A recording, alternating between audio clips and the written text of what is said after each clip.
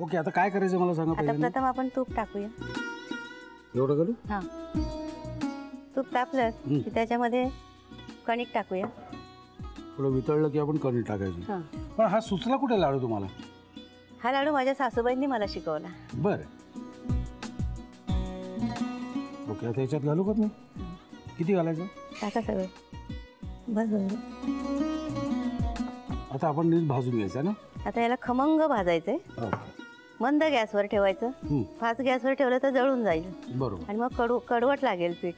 Okay, त्यामुळे मंद गॅसवर आपण ते भाजून खमंग घ्यायचं. गुलाबी रंगावर येईपर्यंत ते भाजायचं. किती वेळ लागतो साधारण? साधारण 10 मिनिटं. हो 10-15 मिनिटं असं. Okay okay okay. आता आपलं हे झालं ना. हे आता आपलं खमंग भाजून झालं. आपण थंड करायला ठेवूया. बाउल घेऊ. एक बाउल घ्या.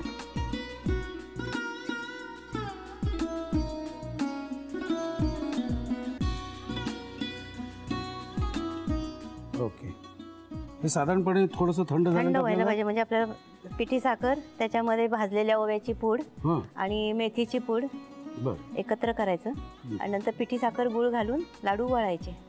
ओके, झालं थंड. हो, आता हे थंड झाले. आता आपण भाजलेल्या ओव्याची पूड टाकूया. किती घालू? ओव्याचे लाडू म्हटल्यावरती ओव्याचा स्वाद आला पाहिजे Yes, ओवा जास्त. जास्ती टाकायचा.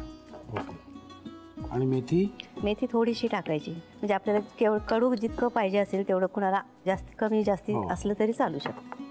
आता पिठी साखर टाकायची. किती?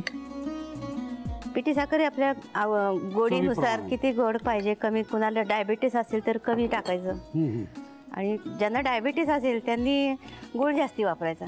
डायबिटीसला गुळ चालतो, साखर नाही चालत. आपण गुळ किंवा साखर दोन्ही टाकायचं. अच्छा, दोन्ही घालायचं. आता शेवटी हात तुम्हाला लावत लागणार आहे.